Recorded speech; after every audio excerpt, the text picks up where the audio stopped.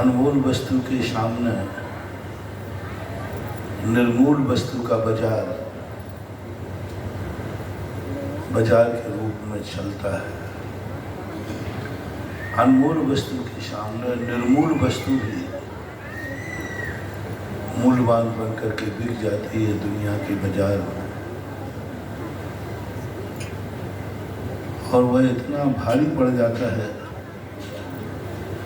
कि अनमोल वस्तु का तो कोई मूल लगाने वाला नहीं मिलता और निर्मूल वस्तु अनमोल बिक जाती है। संसार की इस विचित्रता को बहुत बिरले लोग ही समझ पाते हैं, और जिनको एक बार समझ में आ जाता है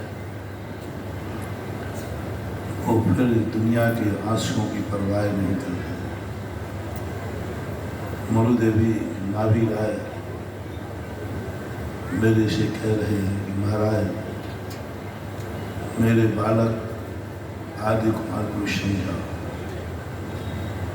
मैं आदि कुमार को समझाऊं कि तुम्हें समझाऊं? वो तो समझ गया, तुम हो ना समझ। वो तो समझदार हो गया, वो तो समझ गया दुनिया को, दुनिया का सत्य क्या है। वो तो पहचान लिया उसने सत्य को, अविनाशी को, प्रकाश को, उस अस्थि स्वरूप को। नहीं समझ पा रहे हैं वह है जो उस अविनाशी पथ के ऊपर जाकर के जाने वाले को रोक रहे, उसके जाने पर रो रहे, और स्वयं इस बात का महसूस कर रहे हैं कि ये कुछ गलती कर रहा है, मैं सही कर रहा हूं। ये जा रहा है, ये इसकी गलती है, और मैं रोक रहा हूं, यह सही है। यह जो भूल है, यह भूल वस्तुतः इस संसार का बड़ा वैचित्र वस्तु व्यामोह, इस संसार का आकर्षण, यही तो विचित्र है। भगवान बनना अलग चीज है और भगवान का बाप बनना अलग चीज है। भगवान के पिता बनने से सत्य का दर्शन हो ऐसा कोई नियम नहीं है। सत्य के दर्शन के लिए भगवान का पिता नहीं, भगवान बनना पड़ेगा। भगवान का पिता बनने से सत्य का ज्ञान नहीं हो जाएगा, उसे भगवान बनना। जितने भी तीर्थंकर हुए उनके माता पिताओं का यही हाल है। उज्ज्वल सेन स्वामी ने माता मरु और नाभी राय का जो शोक, जो रुदन इतना ज्यादा था कि सौधर्मेंद्र उनको समझाने में समर्थ नहीं हो पाया।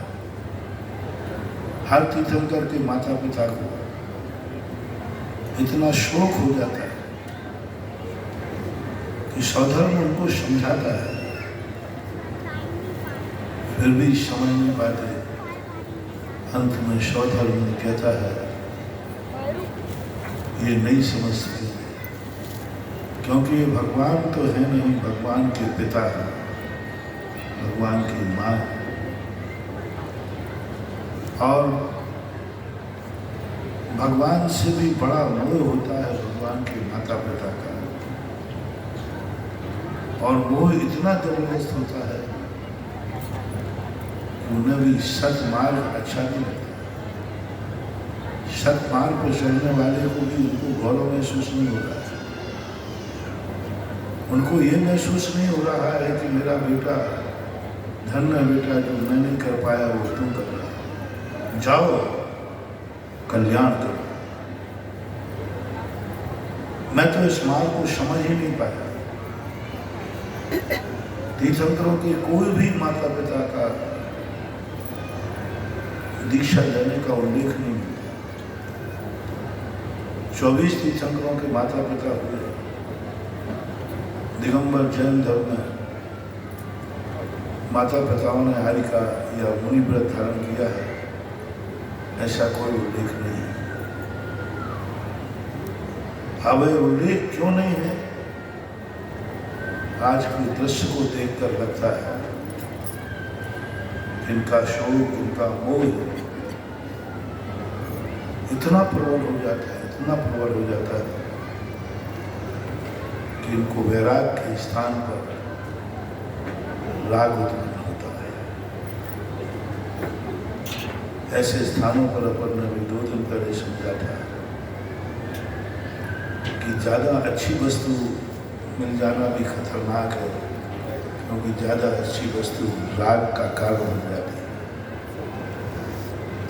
ज़्यादा अच्छी वस्तु राग का कारण, ज़्यादा अच्छे बेटे का वियोग रुलाता है। अच्छे अच्छे लोग सब मिल जाए तो इष्ट वियोग नाम का आर्थ ध्यान बढ़ता है। इससे अच्छा है खोटा बेटा मिलता तो शायद इतना दुख नहीं होता। खोटा परिवार मिलता तो शायद तुम्हें इतना मोह नहीं होता। दुख देने वाला परिवार मिलता, बुरे कार्य करने वाला परिवार मिलता और आज घर से निकल जाता है तो इतना दुख नहीं होता। चलो निकल गया, घर में शांति हो गई। चलो निकल गया, घर में शांति हो गई। जब देखो जब शांति करता था। कई बार ऐसे खोटे मिल जाते हैं बेटे, बाप बेटे को घर से निकाल देता है। बाप बेटे से कहता बेटा अब बहुत हो गया, तो मेरे से अलग हो जा, निकल जाएगा। ऐसी स्थिति बन जाती है। कितना अच्छा है ऐसा बेटे कि निकल जाने के बाद दुख नहीं होगा, खुशी होगी। आज तुम्हें इतना अच्छा बेटा मिला, तीर्थंकर मिला, सर्वगुण संपन्न मिला, आज वो घर से निकल रहा है, माँ बाप को दुख हो रहा है। और खोटा होता तो दुख नहीं होता। तो मैं आपसे पूछना चाहता हूँ, आप सबके बेटे कैसे हैं? और मैं आपको दुखी नहीं, खुशी देखना चाहता हूँ।